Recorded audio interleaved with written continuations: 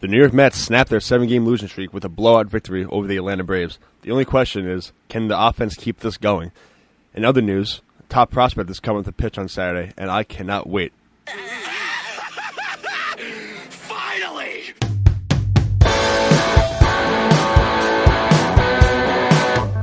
Welcome back to the Mets Shit Pod, everybody. I'm your host, Mets Shit Posting. Victory Wednesday. Feels so good to finally say that again. After 7 games of mental torture, 7 games of just pure dog shit from this baseball team, we finally have a day that Mets fans, we could be happy about. We could be happy about this. You know, we can think about the next game, or we can live in the moment. Let's just live in the moment for right now. Like, things are good. Things are good. For today, things are good. We'll see how the rest of the series goes, but as of today, things are good. Now, got a lot to talk about from last night's game that I happened to be in attendance for, not to brag. It was so cool. It was so sick. Just talking about Alonso's home run. At first, like, nobody thought it was gone. Everyone stood up and was like, "Aw." And then, because they thought it was going to hit off the fence, I thought it was going to hit off the fence. And then it was like, it was just like a loud gasp. It was like, "Oh shit, it went over." Like, I thought it was going to be a double off the wall. I was like, fuck. Like, he was so close. And then it went over, and everyone just started screaming. Everyone got so hyped. Like, they started blowing up fireworks. They put that big edit of him in Antarctica, was surrounded by polar bears on the screen. Everyone was high-fiving each other. It was so cool. But if that ball didn't go over, he hit another one later on. So, you know, it wouldn't have mattered anyway. But I'm going to break the game down now. So, first inning, Clay Holmes had I don't want to say rough first inning. I mean, he let up a run. So, like, not the best. But he did work out of it. I think he got a guy on third. He stranded him there, I think. He somehow got out of it. It could have been way worse. But Clay Holmes did not have a great start overall. But for the first inning, I think damage was limited. Then bottom of the first, Lindor grounds out. Soto flies out. Nimmo grounds out. Top of the second, 1-2-3 inning. Well, he issued a walk. Clay Holmes issued a walk, but what else is new? Then the bottom of the second, Alonso hits a double off the left field wall. Then Mullins gets him in on a single. Mullins has been starting to swing the bat better lately. I will give him that. He couldn't hit a fucking beach ball the past week, but he had that home run in Milwaukee. He got the RBI single last night, and he also had another RBI in Milwaukee. So Mullins is starting to come around, I think, which, if he starts to come around, that could be a huge help for this team down the stretch. I mean, anything's better than Tyrone Taylor, to be honest with you. So it's 1-1. Mullins is on base. Alvarez steps up to the plate, and Alvarez hits a fucking cock shot. Dude, Alvarez went up there. I just felt it. I felt that he was going to go deep right there. That might sound like some bullshit. I think, like, you'd be like, MSP, you're fucking lying. But, like, for some reason, I felt that he was going to go yard right there. And first, like, a few pitches later, boom, cranks it. He throws his bat, does his celebration. He's, like, saying, like, relax or whatever, like, pumping his hands downward. So sick. It was so cool. Like, that moment right there, I was like, all right, like, this team's playing with some fucking swagger right now. And walking into the ballpark, my friend texted me. He was like, who's at the stadium right now? Like, are they winning? What's their vibes? I was like, no one's really hype, but something feels different. And I posted something about that. I posted from South Park, I ain't hear no bell, about the Mets, because walking in that ballpark, the energy just felt different. Like, I don't know, just something about, like, the aura in there. It felt like this team was, like, kind of starting to wake up. Just, like, off vibes alone, like, the energy felt there. And I went to, when they played Cleveland, it felt dead. Like, it just felt dead in there. So the energy was so much better. And you can feel it. If you listen for it in yourself, you'll feel it. And, I mean, with the result of this game, it tells you that they were fucking feeling it too. Now, after that, Beatty flew out to left field. Beatty almost hit one too. Beatty was close, but he ended up hitting one later on. While we're on the subject of Francisco Alvarez, let's look at Alvarez's stats since he's came back. He has been an absolute monster since coming back. Since Alvarez has been back, he's batting .304. His on-base percentage is .418, and he's slugging .630. That's a 1.048 OPS. Dude, compared to what he was doing before, just striking out, being like a literal auto out, he has turned himself around and slowly will turn this lineup around. When Francisco Alvarez provides pop to the bottom of that order, and you got Brett Beatty also kind of behind him, Brett Beatty should stay in the 9-hole. He hits great in the 9-hole. He should not be moved anywhere else but the 9-hole because he can fucking swing it from there. Anywhere else, he's cheeks. But from the 9-hole, I think it was a while ago, so don't quote me on this. He was batting like close to 300 from hitting it from the 9-hole. But that was also a while ago, so it probably changed now. It's probably changed now, but there was a time. And, I think that's just his sweet spot. Third inning, Jerson Profar walks. Madison strikes out. Then Drake Baldwin hits into a double play, which was a great play by the Mets defense. I can't remember exactly how the play happened, but I know that they threw someone out, tagged them out, and then McNeil made this great running throw back to Beatty at second base, and they tagged him out at second. So great defense by the Mets there. Then in the bottom of the third, that's when Pete went deep. That's when Pete Alonso became the Mets' all-time franchise career home run leader, hitting his 253rd home run as a New York Met, breaking Darryl Strawberry's record of 252. That moment was by far the best Mets moment that I've ever seen live. I've been to some cool and entertaining games. This year alone, I'm 3-1 when I go to the games. I went to their comeback against the Nationals. I'm actually 4-1. I went to one of the second opening day against the Blue Jays. I went to the comeback they had against the Nationals, where Pete hit a double and Soto hit the double. The right fielder dove and it went over his head and they scored. I went to the Angels game when they came back from 5-0. I unfortunately went to the one hitter, but it's also kind of entertaining game. Not entertaining for us, but just in baseball terms, seeing a one hitter is pretty cool. And then the game last night. But I've never been to a game where a player has reached a crazy milestone. I almost went to the game that Alonso broke the rookie home run record, which would have been really cool to see. But being a Mets fan, I think that's more important, seeing the Mets' career home run record being broken. While it was cool for Alonso to break Aaron Judge's record, that was sick, I think it meant more to fans that Pete broke this record this year. After all the things that happened with his contract and almost not being on the team, they need to resign this man. They need to make him a Met for life. Him, Soto, Lindor, they got to be your core three. And I'll throw Nimmo in there, call him the core four, because he's there also. These four guys, they've got to be here. And Pete, it won't be the same without Pete. Who knows what Vientos is going to do? Thank God. Imagine we didn't have Pete Alonso right now. Just think, imagine we did not have Pete Alonso and Mark Vientos was our everyday first baseman. We would suck. You know how many games Pete won for us in the beginning in April and May?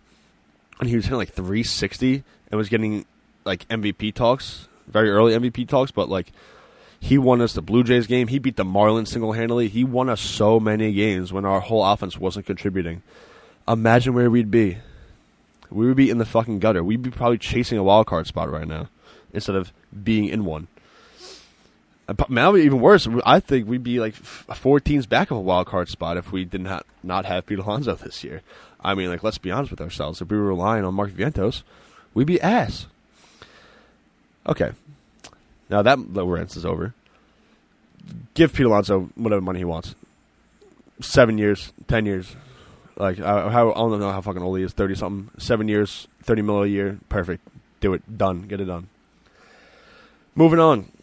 So after the Mets bats explode for 4 more runs, Clay Holmes does what Clay Holmes does. He gave up the lead. After a few doubles, a few hits, Matt Olson double-tied it. Clay Holmes was so good in the beginning of the year. He was lights out. He was this he was this project that was working really well. But the big question was, coming from a reliever to a starter, can that workload be sustainable for him? And it's slowly starting to show its ugly head, right? I forgot what the exact wording is on that quote, but he's been just inconsistent. Not even inconsistent, he's just been bad. Like, he's really just been bad. Not as bad as Frankie Montas, and not as bad as Paul Blackburn was, but there was a time where I thought Clay Holmes was, like, our best pitcher, and there was a time that he was, because Minaya was still out, and Senga would only go... No, not even that. Like, Senga was hurt, I think, and who else was missing? I mean, besides Peterson, but I thought it was Peterson and Clay Holmes were your top two, and now Holmes is kind of he's on the chopping block, to be honest. I think they should move him to the bullpen. I think that they should bring up Sprout, move Clay Holmes to the bullpen, DFA somebody, whether that's Paul Blackburn, whether that's Frankie Montas, or whether that's Ryan Stanek. They're going to send down Hageman to make room for McClean, who's coming up. But then after that, like you got to pick and choose, man. I mean, I think Brandon Sprout gives you a better chance than Clay Holmes does at this point. I mean, I would love Clay Holmes in the bullpen, and I would love him as a starter next year. I think he'll be more used to the workload. But for this year, like, you gotta make a decision. You have to make a decision, and I think it's put him in the bullpen. I know he came here to be a starter. I don't know how he's going to react to getting moved to the bullpen, but I think he'll be a team player. I don't think it's going to be like a Rafael Devers situation, but, you know, something's got to happen. He's got to move to the bullpen.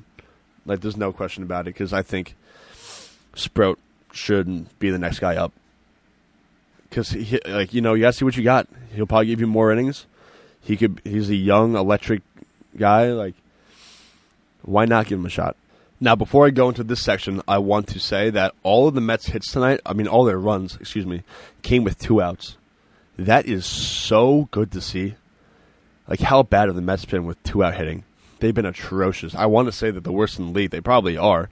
But just being able to hit with 2 outs and runners in scoring position, it was like a wet dream in there. They were 4 for 8 with runners in scoring position tonight.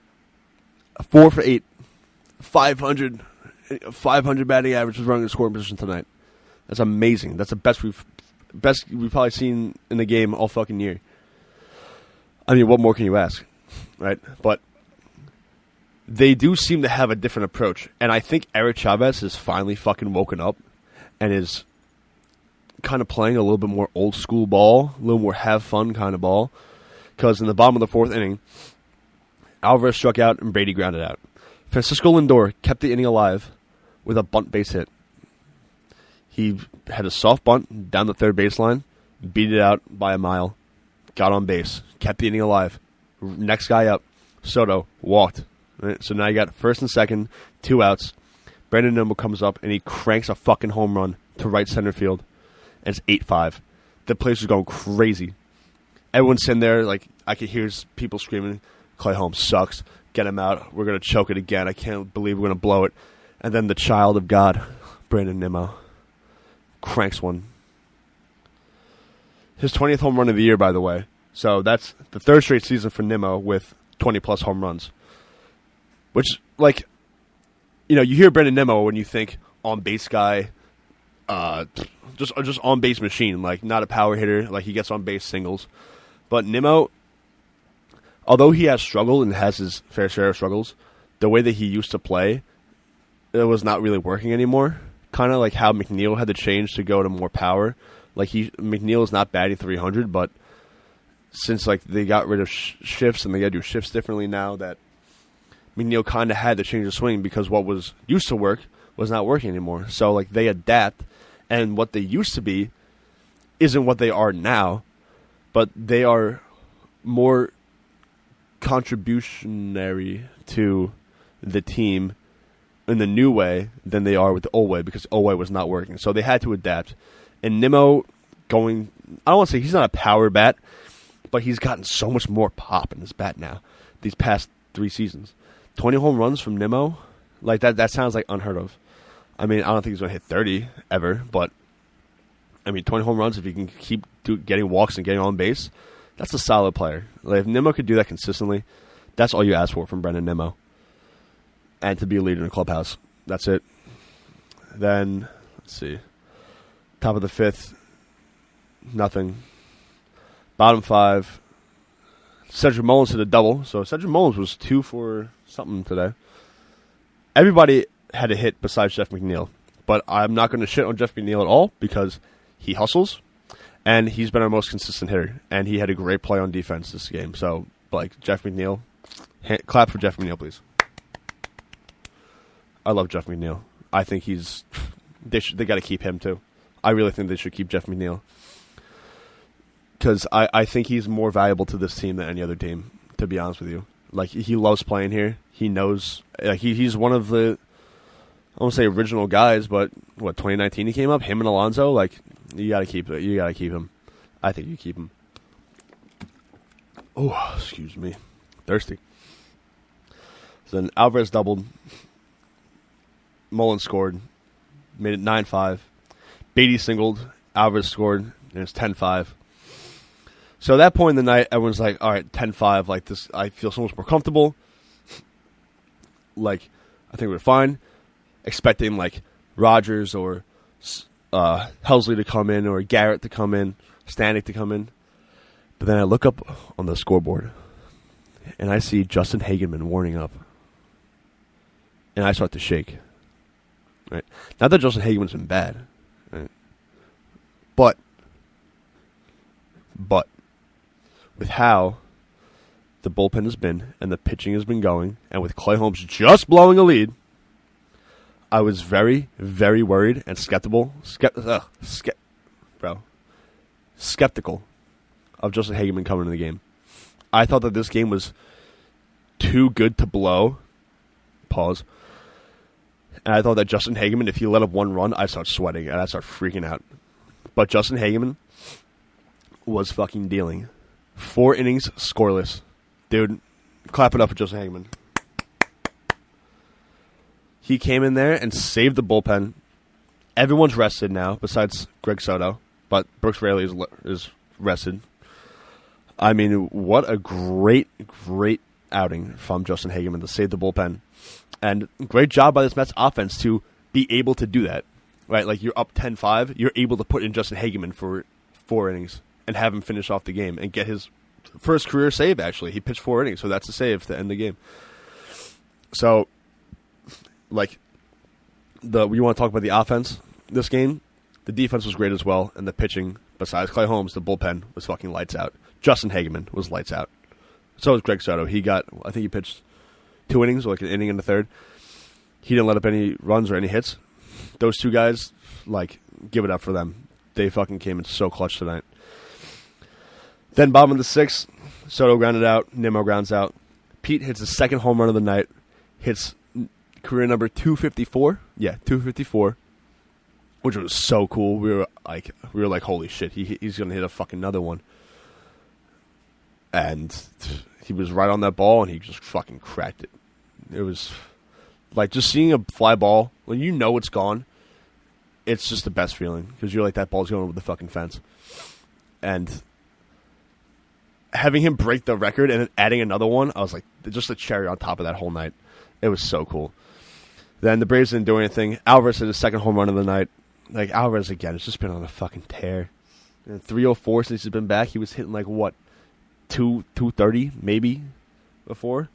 Well, he's upped his batting average by like 20 points. He's been ridiculous since he came back. And then the king, Brett Beatty, homered to center field and the bottom of the 7th. Then after that, nothing really happened. They were kind of just playing to end the game. And Mets win a great, great ball game. I was worried that Pete Alonso's record-breaking home run was just going to be like a bookmark on a bad loss, which, you know, if that happened, I would be like, well, you know, at least we got to see Alonso hit the career franchise home run leading home run, whatever it is. But I want to win that game. And having the game be tied at one point, after that, I was like, dude, like, don't tell me we're going to blow this fucking game. But then I started remembering the energy that I felt when I walked in there, and I was like, no, this team's going to fucking fight back right now. Like it feels different. It just does. And seeing that team come out and fight, and Lindor playing small ball bunting, and then Soto doing what he does best and drawing a walk, and then Nimmo just cracking that ball over the fence, hitting a home run in that spot was huge. And that really, like, that home run that Brandon Nimmo hit was like, hey, we're fucking here. We're not losing this fucking game.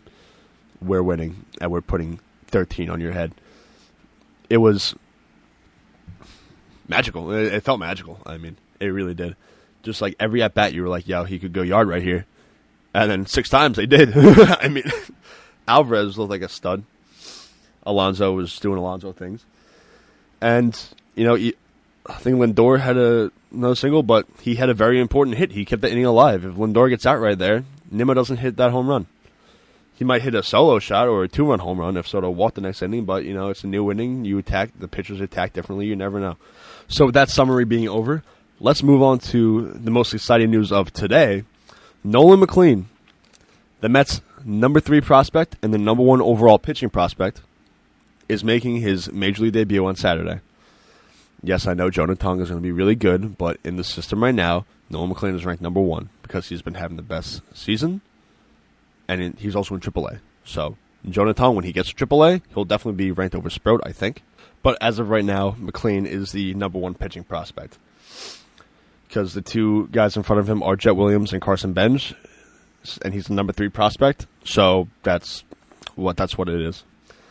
So in 22 games, McClean is 8-5 with a 2.45 ERA, great, 113.2 innings pitched, 127 strikeouts, and a 1.13 WHIP. That's hits with runners in position, I think, or with hitters in position. So like, how many hits he gives up with runners in score position, I think.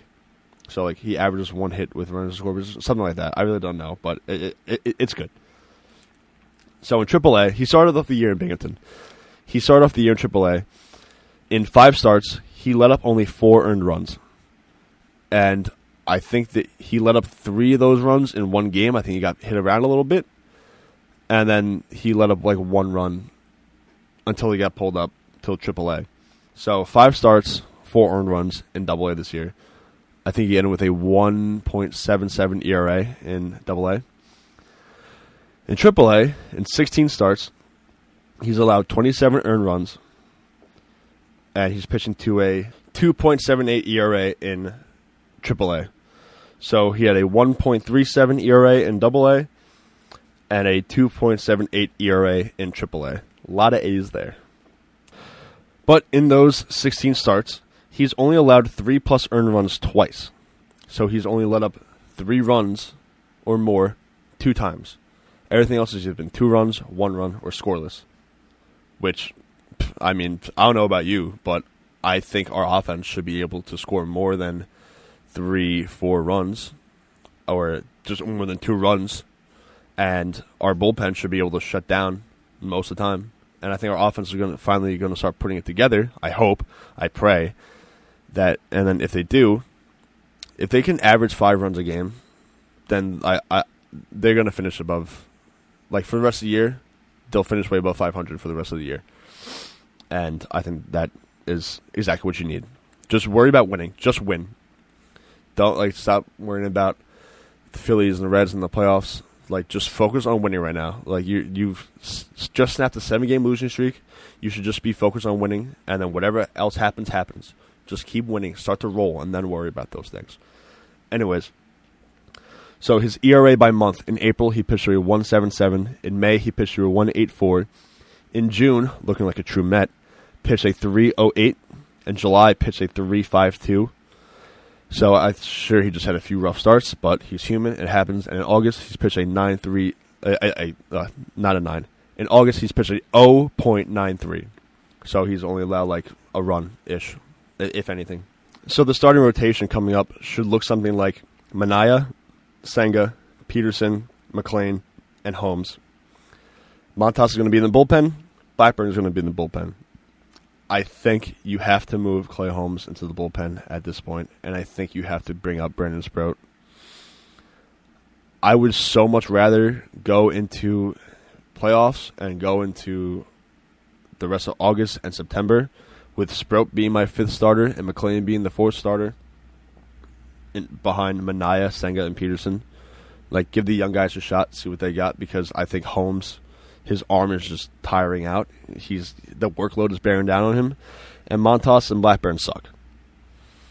So, like, what option do you really have?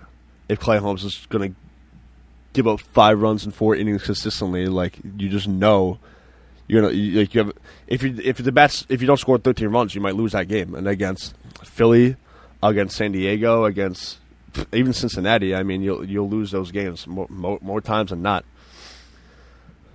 So I think bringing up Sprout is the next move for this team, and I think it should be. And I think they got to cut Montas. They got to cut Montas. They got to cut Blackburn, or they got to cut Stanek. Like, having 3 guys in the bullpen, yeah, because like that's the thing that makes it hard, right? Because they're going to bring up McClean and they're going to send down Hageman, even though he just pitched amazing. You know, it's always just something with like Mets players doing really good and then getting sent down. Like Beatty hit the home run against Philly and then they sent them down. Alvarez hit the home run, I think, against Baltimore or the Nationals or whoever it was. He hit a home run and they sent him down. I mean, the guy Austin Warren pitched lights out and they sent him down. Rico Garcia, they cut. He was doing amazing and they sent him down. Hageman now, I mean, I'd rather Noah McClean. No offense, Justin Hageman, but kind of sucks that he pitched 4 scoreless innings for us yesterday. Now he's going to get the boot. But they'll send Hageman down. They'll bring up McClean. But if they want to bring up Sprout, someone's got to go. Right? Blackburn has no options, I don't think. I don't think Montas has any options. Stanek definitely doesn't have any options. So, like, you got to make a decision, and I don't think they want to get rid of any of those guys. Personally, it's between Montas and Blackburn, obviously. I like Montas out of the bullpen more than I like Blackburn. I think Blackburn's a good starting pitcher. Not a good starting pitcher, but his stuff is more starting pitcher-esque. Like, he throws an 80-mile-per-hour curveball. He doesn't throw hard.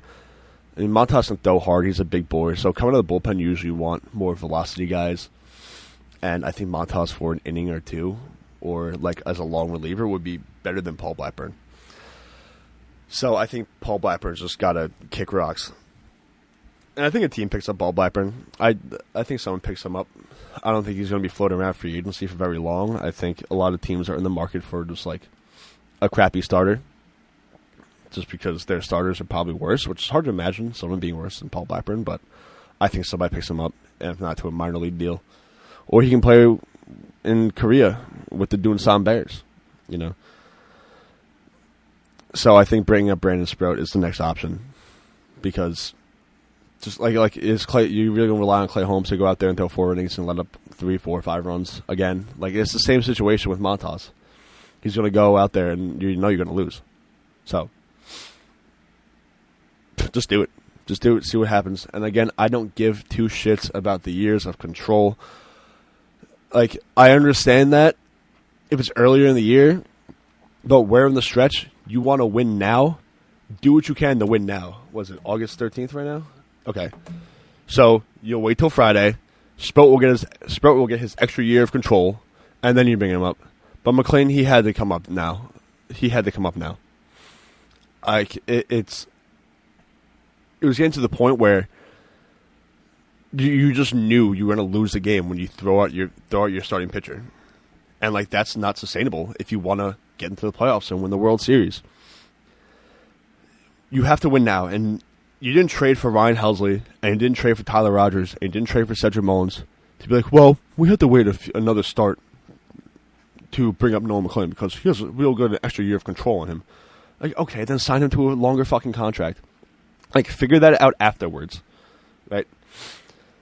To me, I understand the options and the control and all that shit, but at the same time, you have to win. You want to be in win-now mode? This is win-now mode. Bring up the guys that are going to help you win. And win now. Like, not win in 2 more days, because by then, what if fucking Phillies or, you know, whoever wins and we keep losing? Then we'll be out of the wild card spot, you know, or whatever. So I'm very happy with McClean coming up. I really don't care about the years of control. You can figure that shit out afterwards. Like, sign him to another contract. Like, whatever. What fucking ever, to be honest. And Sprout should be up next. That's my guess. I think they give Holmes another start, maybe 2, and then they'll see what they get with Sprout. He might be the September call-up.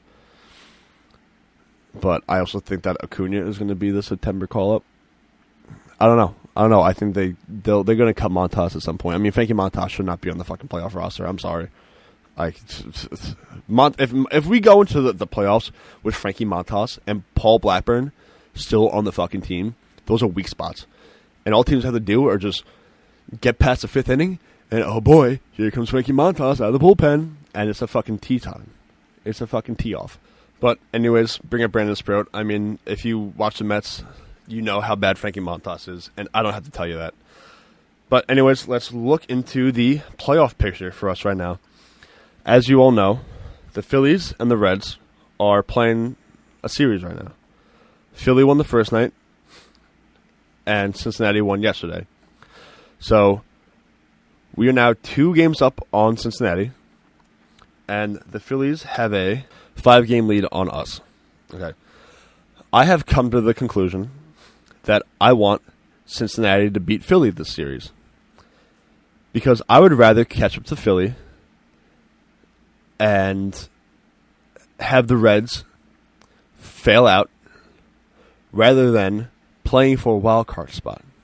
Right? Because if you play for the division, you are more likely to fall back into a wild card spot. If you play for a wild card spot, you are likely to fall out of the playoffs completely. So I'd rather try to go win the division and fall back, and you'll naturally win games if you go try to win the division against Philly, who's 69-50, nice, and you are 64. If they lose today, and if the Mets can sweep the series, they'll be 4 games back, or maybe 3 games back. I think 4.5 it would be, because I think we played, unless we play a 4-game series. I'm not too sure. But if the Phillies lose today, and we win today, that's another game we're back. So 4 games back now. And then if we sweep Atlanta, who has their worst 2 pitchers going, Carrasco and someone else, then we'd be 4.5 back. Unless Philly plays the day, and if they lose again, we'd be 3, I think. Something like that. I don't know how it works, but you want Philly to lose, and you want to win. Right? Let the wild card kind of play itself out. If you chase Philly, if you chase the top, you'll fall back into the wild card spot. But if you just try to get into the wild card spot when you should be higher up, you're going to fall back into the division. And not to mention, Cincinnati has the hardest remaining schedule in the league. They have the ranking wise, they have the hardest remaining schedule. They play 6 against Milwaukee, 4 against the Cubs, 3 against the Dodgers, 3 against the Padres, and 3 against Toronto. I think they lose all those series, right? And the Mets have a pretty tough schedule remaining as well. They have the 11th. But I think if they play their best baseball, they'll beat Philly, they'll beat the Marlins, they'll beat whoever. I mean, I wouldn't worry too much about Cincinnati. They're a good team, don't get me wrong, but they have the hardest schedule, so naturally it's just going to be harder. And if we keep winning and we go to try to catch Philly, we can either win the division and get a first-round bye, or worse, we'll fall into the wild card spot. We'll fall into it, not try to tread water and stay in it. We'll fall into it. Right? I'd rather fall into the wild card spot than try to chase the wild card spot and just be like, okay, well, we just got to stay up on Cincinnati. That's it. Fuck Cincinnati. Let's go get Philly. Fuck Philly. Are we satisfied with just a wild card spot? What this team should be? We should be neck and neck with Philly. We had a bad stretch. Fuck Philly. How sick would it be to fucking knock them off the division and get a bye, and maybe they get knocked off and we don't have to play them. Or we do play them, and hopefully we get home field advantage and we smoke them again. And we also play them 7 more times. We have 7 games against the Phillies, right? If we catch the Phillies at a bad time, or if we just get super hot, we can take the division. We'll be ahead. We play them, next series we play the Mariners. Hold on. Let me pull up their schedule really quick. We play them. I know we play them soon. So we play the Braves the rest of the series. Then we play the Mariners. Hold on. Yeah, Mariners. And then we go to Washington. Then we go back to Atlanta. And then we come home and we play the Phillies for 3 games. depending on how those series go against Washington, Seattle, and Atlanta, who we should win 2 of those 3 series. Seattle's going to be tough, but I think we can get the best of Seattle. We should easily handle Washington, and we should handle Atlanta. I know going to Atlanta gives me the heebie-jeebies too. I hate going to Atlanta. We always lose in Atlanta. But if you could, like, depending on what the Phillies are doing, if you come back to Citi Field within 2 games of the Phillies, 3 games of the Phillies, 1 game of the Phillies, you'll be fighting for the division at that spot, at that point. You play August 25th against the Phillies. That's 10 days from now. A lot can happen in 10 days. You know what? Let's look at the Phillies schedule. Hold on. I'm going to pull up the Phillies schedule right now. So they're playing Cincinnati right now.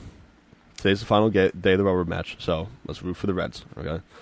Then they play Washington for 4 games. Washington's, like, they're young, but they're scrappy, man. Like, their record is different than what they are.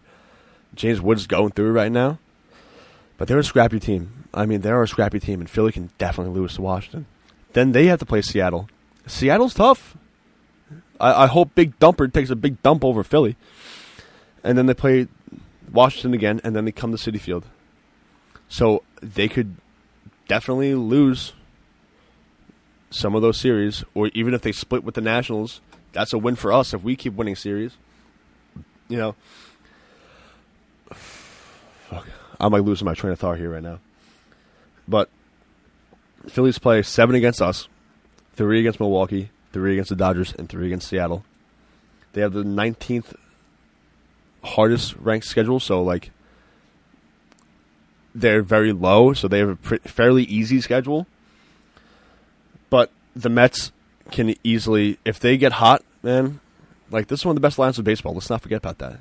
Let's not forget how good Pete Alonso can be. Let's not forget how good Francisco Lindor can be. Let's not forget how good Juan Soto can be. And with the bottom of the order and guys like Alvarez finally contributing, and Jeff McNeil being consistent again, and Starling Marte being a pro hitter, this team is nasty. This team can be dangerous. This team can be a whirlwind that no other team wants to fucking run into. And I am not satisfied with a wild card spot. I'm not. The Mets are too good just to scratch into a wild card spot. This is not the team from last year. This is not the team that from 2023 won 75 games and missed the playoffs by a mile and sucked. Last year, the Mets were a scrappy team. The Mets were not supposed to be good last year. It was a rebuilding year. And we had this great run, and we made it to the NLCS. This year, we are better. We are better. We have Juan Soto. We have better pitching than last year. Actually, I take that back. Not as right now.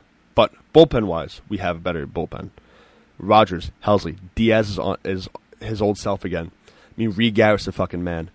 Brooks Raley looks great. Greg Soto has been he's been good so far. I mean, he's been good. Besides the game against the Padres, he's been good. But I want to chase Philly. I'll be satisfied with the Mets winning the division, and if they don't, they'll fall into a wild card spot. Because I think Cincinnati kind of gets knocked off because they have the hardest schedule, and Milwaukee, they got to play Milwaukee. They look unbeatable right now. I think Chicago takes a few games from them. Dodgers should take games. San Diego should take games, and Toronto should definitely take games. So, worry about Philly. Let's go catch Philly. That should be the mentality for every fan. Like, go fucking catch Philly. Fuck Philly. Like, yeah, just get into the playoffs. Like, a wild card spot would be great, just getting in the dance, but you want to win your division. You want to go beat Philly. And worst comes to worst, if you're neck and neck with Philly at the end and you lose and you miss on the division by, like, a game, you fall to a wild card spot. Like, that's how it is. If we chase a wild card spot, you're only going to fall back out of it. So, that's my take on the playoffs. I know some people don't agree. I know some people are content with the wild card spot. I'm content with the wild card spot, but I want to win the division. I want that first round bye, and I want home field advantage for as long as we can get it. There's so much more that comes with winning the division than just getting to the playoffs. Like, if we have to play a wild card series, we'll play it at home, and we have one of the best records at home this year. So I'd be scared for any team to come in the Citi Field I'm going to. I'll definitely fucking be there. And you know what? Like I said 100 times already, you chase the division, you chase the top, you'll fall back into the wild card. You chase the wild card, you're gonna fall right out. So, long episode, but I think a very good one and a very happy day for the New York Mets and New York Mets fans. Make sure to follow, subscribe, leave any comments down below if you listen to this whole thing. And I will see you guys next time on the Mets Shit Pod. Thank you for listening, and let's go Mets.